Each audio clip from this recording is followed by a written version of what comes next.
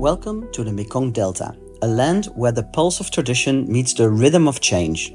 In this captivating corner of Vietnam, the Mekong River weaves its way through a mosaic of rice paddies, mangrove forests and quaint villages, shaping not just the landscape but the lives of the people who call this region home.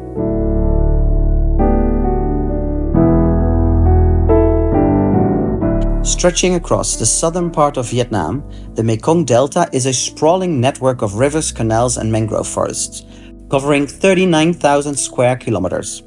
Home to over 17 million people, this fertile delta is not only the breadbasket of Vietnam, but also a cultural melting pot where traditions, old and new, converge amidst the ever-changing landscape.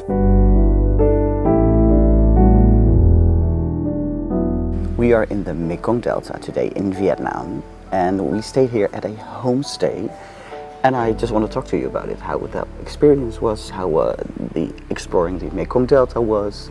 So that's what we're going to do in this video.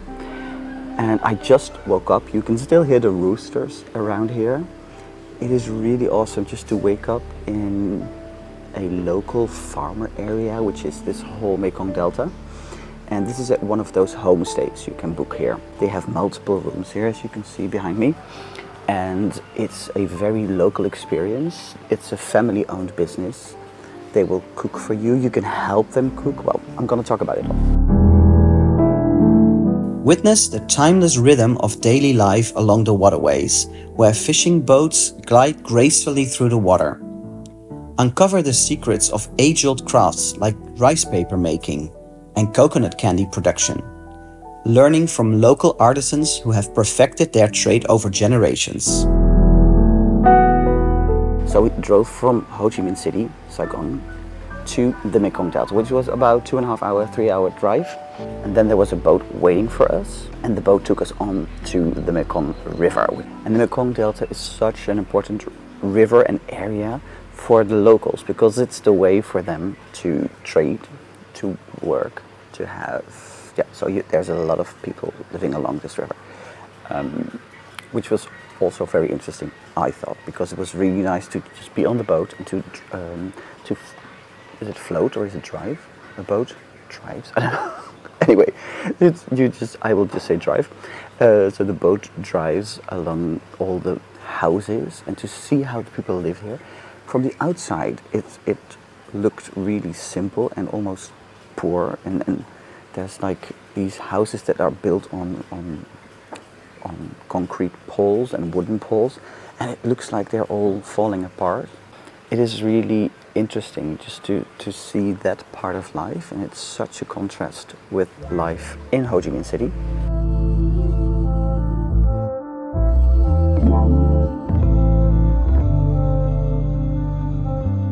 From farming and fishing to handicrafts and tourism, the people of the Mekong Delta are resourceful in their pursuit of livelihoods. Whether tending to rice fields, casting nets into the river, or welcoming visitors into their homes, each endeavor is a testament to the deep connection between the people and the land they inhabit.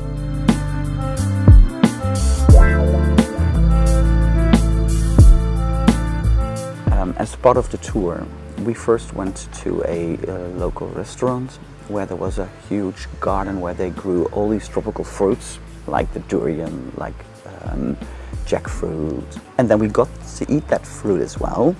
And there was a little musical performance by some locals, which was the traditional folk music here, which is like little love stories or little stories about local life here in the Mekong Delta.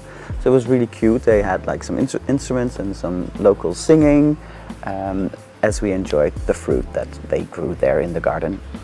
We had some really nice lunch also with local ingredients, like a special elephant ear fish that they used, which we didn't eat because we don't like fish that much, but and some other really nice like deep fried spring rolls in a different kind of wrapping, which was more like a crispy wrapping instead of like the phyllo dough that you know. So it was also very nice. Boat trip continued, and it was just really beautiful just to see so much of the hill area, and there, like you would be going through canals and everything, and all of a sudden there would be like a big church there, because there's also islands in this area that populate more people, and then there was a church, and then you would see a Buddhist temple again, which is so interesting to see all these religions also in this area combined. And at one point we transferred onto smaller boats, and drove more into the smaller areas of the Mekong Delta, which was beautiful. It felt like being in a jungle area with all of these banana plants and palm trees. It was really beautiful and also really calm, because we had a lady rowing us, so it was super calm and quiet, which was really awesome. And after that we got to a part where it was a little candy factory where they made popped rice, which is super nice to see. And the popped rice, it's just like popcorn, only they use sand to heat up the rice, because otherwise the rice will burn if you just put it in a pan or put it in a pan with oil. And the sand in the pan will pop the rice. Super interesting. Then they add some flavors and they make it in those candy bars. So we actually got a few to take home and to eat here. So we're in the Mekong Delta today, and I'm trying a locally made candy. This is puffed rice. We also saw the local family made that in front of our faces, and they had different flavors. And I'm now trying the condensed milk one, because condensed milk is very famous and is used also for this very well-known Vietnamese coffee, or white coffee, how it's called here. And this is the condensed milk version. Very crunchy, nice and sweet, not too sweet. I could eat this definitely more often, also at home. It's really nice. If you're in the area, definitely try this. And they also made coconut candy, and they made those special rice wines, but they made them with different flavors, and they even had snake wine. Crazy, right? So they had these big jars with snakes in them, and dead snakes, and then the snakes would give the wine their flavor as well. So yeah, that was also very nice to see part of culture here, what they do here, what they make, yeah, how they make a living, etc. And the boat trip ended in us getting to our homestay, which I'm at now, where we had some time to just hang and relax. There were hammocks there. It was really nice. And yeah, then we prepared dinner with the local family here. So we got to rasp some guave, to make some guave salad.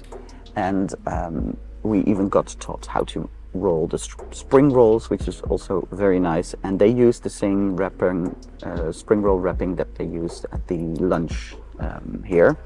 And then we fried them over an open fire. And then, yeah, we just enjoyed dinner. And yeah, we had a really nice time. Then it was time to go to bed because we were quite tired. For centuries, the Mekong Delta has been synonymous with its iconic floating markets, where farmers and traders once exchanged their goods and gossip. But as times have changed, so have the ways of trade. Today, the once bustling scenes on the water have shifted to land, as motorbikes have become the preferred mode of transport, making trading more efficient and accessible. Yet, amidst the transition, the essence of the floating market lives on, albeit in a different form. The vibrant colors, the aromatic scents and the lively chatter still echo through the streets, a testament to the resilience of tradition in the face of modern times. We ourselves visited one of these daily markets in the Mekong Delta, and it was quite the culture shock for us.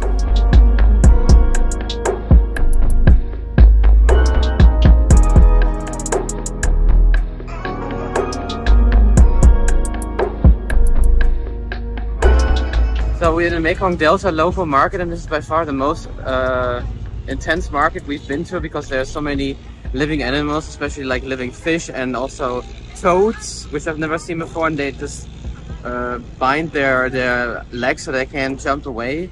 So it's quite intense, especially for me as a vegetarian. I also got a little nauseous, so just quickly, let's go.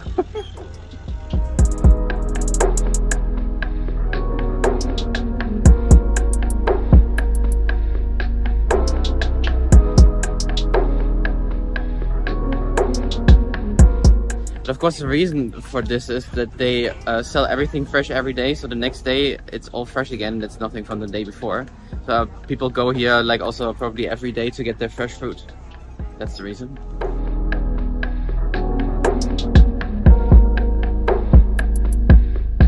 But the Mekong Delta faces challenges beyond just changing trade routes. The construction of dams upstream in neighboring countries has disrupted the natural flow of the river, impacting the delicate balance of ecosystem and posing a threat to the livelihoods of those who depend on its waters.